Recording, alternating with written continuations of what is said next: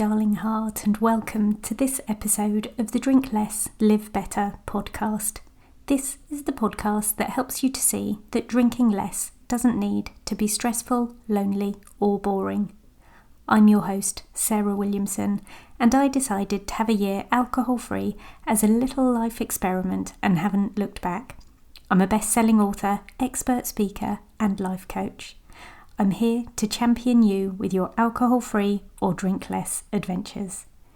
Give me a follow on Instagram at drinklesslivebetter and head over to the website drinklesslivebetter.com, where you'll be able to sign up to the 5-day Drink Less experiment, find blog posts, and you can choose to join the email club, where I share resources, wisdom, insights, and glimmers of hope and joy. I hope you enjoyed this episode. Let's get straight to it. Traits versus states. I said something to myself the other day, and in that magic moment, I caught it. The thought that had formulated in my head was, I am worried. Now, I don't know about you, but I have about 11 billion thoughts that go through my head in a day, and I don't catch very many of them to put under careful scrutiny. This one was a gem. I had something going on that was causing me some anxiety and discombobulation. I pulled the thought around for a while and then came out with a bit more clarity around it. I wasn't worried. I was feeling worried. I had got caught up in thinking I was a worried person versus I was experiencing a feeling of worry.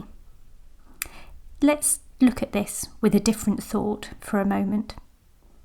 I am anxious versus I am feeling anxious. Do you hear the nuance in that?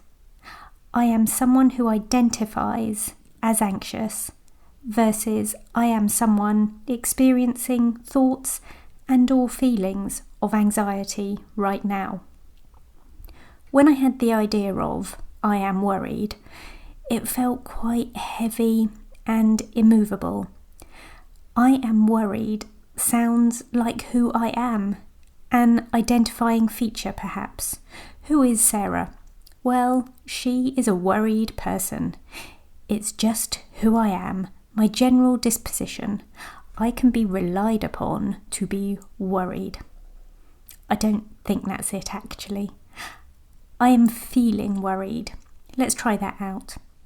It's the way I feel right now, in this specific moment in time. It might be my emotion for the next 5 minutes, or maybe longer. But for sure, it's going to be temporary, and it will be replaced by a different way of being, a different feeling. So what do we have here then? Well, personality traits and temporary states each play a crucial role in shaping our behaviour. Understanding the difference between them is useful for comprehending our very complex human natures. If we were to say that personality traits are enduring and long-lasting patterns of thoughts, feelings, and behaviours that characterise a person across different situations and over time, we could say that they are relatively stable and consistent throughout a person's life. Perhaps these traits form the very foundation of somebody's personality, and they tend to remain relatively unchanged. They could, of course, be influenced by life events, personal growth, and perhaps deliberate efforts for self-improvement. Or maybe not. Maybe they just don't change. In contrast, temporary states refer to transient, emotional, cognitive, and behavioural experiences that change in response to specific circumstances, perhaps environmental goings-on or indeed internal factors. Unlike personality traits, temporary states might vary widely from one moment to the next moment or from one day to the next day. These states are definitely influenced by situational factors such as stress, mood, fatigue, arousal level, what social interactions you're having, and, of course, external events going on all around you. We could say that temporary states are maybe emotions, things like worry, anxiety, happiness, sadness. They could be cognitive states, how much attention, concentration, or maybe memory we can give to something. Or indeed behavioural states, how motivated we're feeling, how impulsive we're feeling in a given moment. And while temporary states might influence a behaviour in the short term, they typically actually do not have a lasting impact on one's true personality. Here's another example for you. We're going to take a different thought from the other side of my head. I am not confident.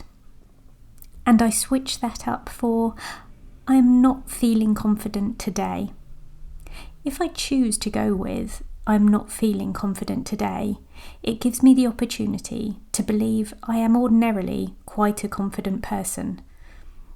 I wonder if I'm able to choose more positive leaning characteristics and think that they are my personality traits, and think the less positive thoughts I experience are states that I move through. It's one to ponder more on. As ever, I'm delighted to hear your thoughts. You can always email me, sarah@drinklesslivebetter.com. And speaking of email, thank you for the emails about your favourite thing about you. Last week's episode and accompanying email I sent out brought in some total delights, and I loved replying to every single one of you. What do you mean you're not in my email club? Darn it, you are missing a trick. I send emails sporadically, never ever at 9 a.m. on a Monday morning. I distribute helpful resources, I tell useful stories, I give the heads up on which festivals I'm speaking at, and I share very, very honest snippets of midlife, insight and wisdom.